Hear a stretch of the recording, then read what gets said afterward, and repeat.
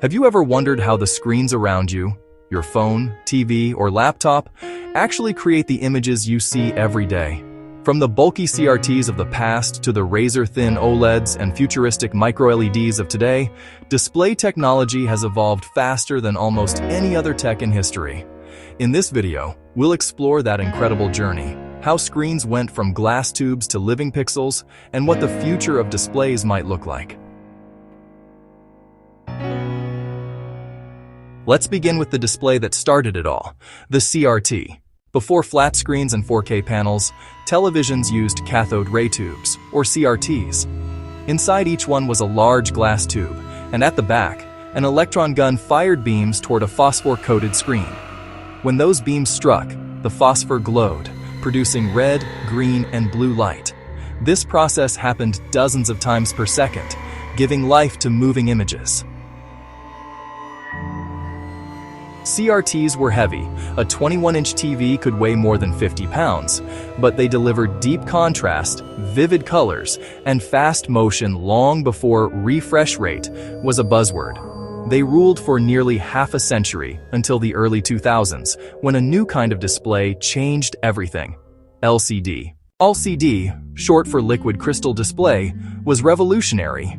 Instead of shooting electrons, LCDs used liquid crystal molecules that acted like microscopic shutters, twisting open or closed to control how much light passed through. Behind them sat a bright LED backlight, which shone through red, green, and blue filters to form the final image. Because LCDs only controlled light rather than generating it, they were energy efficient and thin, replacing the bulky CRTs that came before. By the mid-2000s, LCDs became the global standard, powering everything from TVs to laptops and smartphones. But not all LCDs were created equal. So let's look at the major types. The first popular LCD type was TN, or twisted pneumatic. Each pixel's liquid crystals twisted when voltage was applied, letting light through. TN panels were cheap and extremely fast, perfect for early gamers and budget laptops. But they had a flaw: poor color and narrow viewing angles. Look from the side and the picture faded away. To fix that, engineers developed IPS, or in-plane switching. Instead of twisting vertically, the liquid crystals moved horizontally, keeping colors consistent from any angle. That's why IPS panels became favorites among designers, photographers, and smartphone makers. Later, LG's IPS black improved contrast even further, nearly doubling the black depth compared to standard IPS. A huge leap for color-critical work. Then came VA, or vertical alignment, a design that struck a balance between TN and IPS. VA screens naturally block light for deeper blacks, making them ideal for movies and games in dark rooms, though they respond a bit slower than TN or IPS.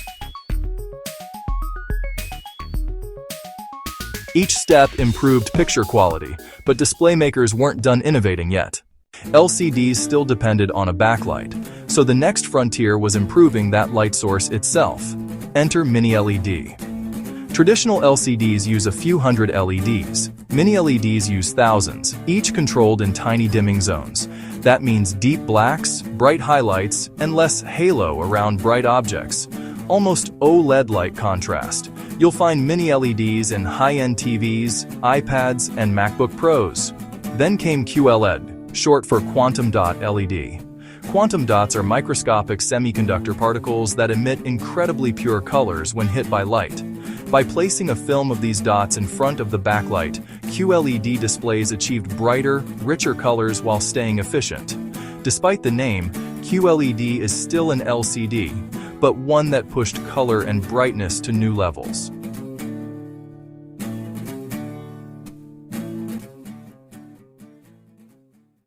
Then came a complete rethink: OLED, or organic light emitting diode. Unlike LCDs, OLED pixels create their own light. Each pixel can turn completely off for perfect blacks and infinite contrast. The result? A screen that's thin, flexible, and incredibly vivid. OLED's debut in smartphones and TVs changed the game, powering iPhones, Galaxy devices, and high-end monitors. However, early OLEDs had one weakness: burn-in. faint ghost images left behind if a static Before picture today's stayed too OLEDs, long. there was But newer OLED or materials passive have matrix reduced OLED, that issue a significantly. simpler Version where rows and columns of conductors controlled pixels. PMOLEDs worked fine for small displays like fitness bands and MP3 players, but couldn't scale up efficiently. That's where AMOLED or active matrix OLED took over, adding a thin transistor layer that controls each pixel individually. The result, lightning-fast refresh rates, stunning contrast, and smooth motion, perfect for modern smartphones and smartwatches. The next breakthrough combined two cutting-edge ideas, quantum dots and OLED. Meet QD-OLED, which uses blue OLED light and a layer of quantum dots to generate perfect red and green hues. That means higher brightness and more accurate colors than traditional OLED, without filters or white subpixels. Samsung and Sony's latest TVs use this technology, bringing cinema-grade color into living rooms. And beyond that is micro-LED, perhaps the future of all displays. Each pixel is its own microscopic LED, self-lit and incredibly bright. No organic materials, no burn-in, and unmatched durability. Micro-LED combines OLED's perfection with LED's endurance, though for now it's still very expensive to produce.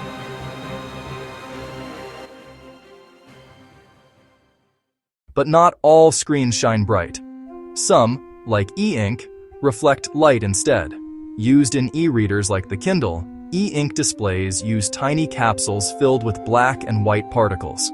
They only use power when the image changes, which is why your Kindle battery lasts for weeks. They're not made for video, but for comfort and clarity. Nothing beats them, especially under sunlight.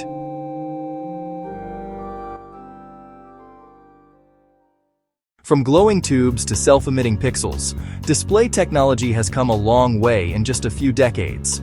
Each new generation brought us closer to lifelike color, perfect contrast, and paper-thin designs. And as micro-LED and flexible OLEDs evolve, the screens of tomorrow might not just show reality, they might become part of it. If you enjoyed this deep dive into the evolution of displays, hit like, subscribe, and ring the bell, because the future of screens is just getting started.